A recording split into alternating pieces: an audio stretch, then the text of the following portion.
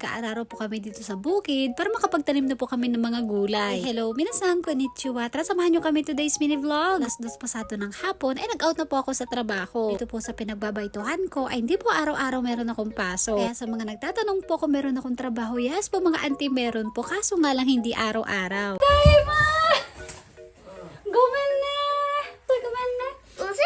Nga bandang alas 5 naman po ay magluluto na ako ng hapunan namin. Apoy naisipan ko, magluluto po ako ng tempura. Ito po yung gulay na lulutuin ko. Ang tawag po dito ay taranome. Medyo matinik nga po ito, kaya kapag hinawakan ay ingat-ingat lang. Sa paggawa po ng tempura ay kakailanganin po natin dito ng harina. Lalagay lang po tayo ng konting tubig, tapos halo-haloin para makuha po natin yung tamang lapot. Dalawang klase nga po pala ng gulay itong lulutuin ko. Isang gulay na merong tinik, ang tawag po doon ay taranome. Tapos ito pong unang nilagay ko, ang tawag dito ay shidoke. Ito po sa Japan, itong gulay na to ay karaniwang pong nakukuha sa taas ng bundok. Pwede po mag-harvest ng ganitong gulay kapag spring season, mga bandang April hanggang May. Doon nga po pala sa pinagtatrabahuan ko ay ganito rin po yung niluluto namin doon. Napakadali lang po magluto ng tempura. Lagay lang po natin yung gulay sa harina, tapos saka po natin piprituhin. Tapos kapag magluluto, kailangan mainit na mainit at marami din yung mantika.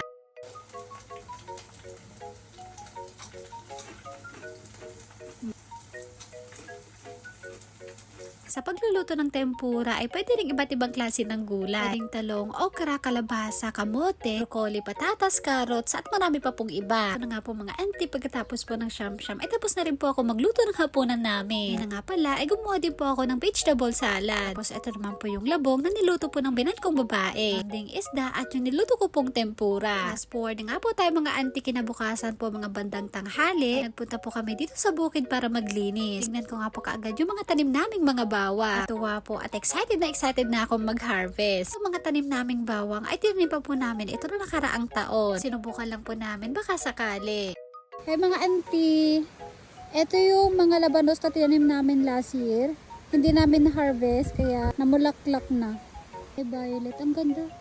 Maalala niyo po yung mini vlog namin na nagtanim kami ng labanos dito sa bukid. Po yun at hindi po namin hinarvest. Maliliit po kasi kaya hindi po natin ito pwedeng ibenta. Kenshi naman po, busy na naman siya. Niyatira no? Ito po kami sa bukid. Ayan. Hinihintay lang namin yung asawa ko kasi bumili po siya ng battery.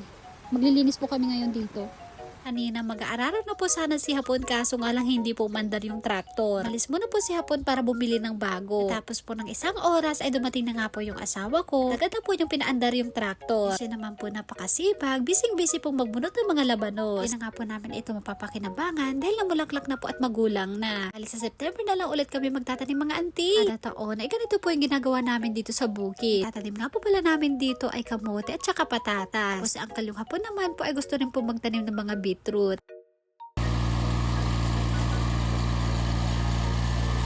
Kapag nag-aararo po si Hapon, kaming dalawa naman po ni Kenshin ay busy magbunot ng mga labanos. Kailangan po namin itong bunutin para hindi po masama dun sa traktor. Kapag napulupot po kasi itong mga to ay mahirapan na naman kami magtanggal. Habang nag-aararo nga po itong asawa ko, si Kenshin naman po ay busy na naman maghanap ng insekto.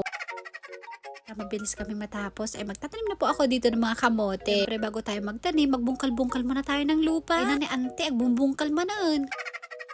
10 perasong kamote nga po pala itong tinanim ko. Hindi na po natin itong harvestin kapag mga bandang October hanggang November. Diba pagkatapos ng ilang minuto, ay natapos din ako kaagad. Doon ko namang nilinisan ay itong taniman ko ng mga bawang. Sayang nga lang po dahil konti lang po itong mga naitanim namin. Katapos nga po pala mag-araro ng asawa ko, ay ako naman po yung sumunod. Sabi ko kay Hapon, Daddy, gusto kong mag-araro. Buti na lang nag-oo po yung asawa ko, pinag-araro niya ako.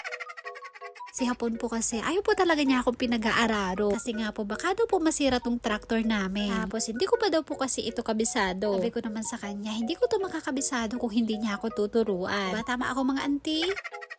Enjoy nga po ako dito nakasakay kahit konti lang po yung inararo ko. Fast forward na nga po tayo mga auntie, tapos na po kami maglinis dito sa taas ng bukid. Pero pa po kami hindi nalinisan kaya babalik na lang po ulit kami sa susunod na araw. Pagka-uwi naman po namin ng bahay ay magluluto po si Uncle yung hapon ng hapunan namin. Nga po ilulutuin ng asawa ko Japanese curry. Pag nagluluto nga po pala tong asawa ko ng curry ay nilalagyan niya po ito napakadaming sibuyas. Doon naman po sa binunot namin labanos kanina ay kumuha po ako ng konti. Bilang po ako ng ilang piraso. Susubukan lang po natin ito kung pwede pwede pang kainin. Aba, nagagadgad nga po ako dito, tinikman ko po ng konti. Hindi na nga po ito pwedeng kainin dahil wala na pong lasa. Tapos naman po ng siyam-siyam, tapos na rin po magluto si Uncle yung po ng Japanese curry. Napakasarap ng curry ng asawa ko at napakadami ding sahog. Nilagay po siyang karne ng baboy at saka karne ng manok. So yun lang po, maraming salamat sa panonood. Thank you for watching. Sayonara and Thank you Thank you for watching. Maraming salamat po. Maraming salamat po.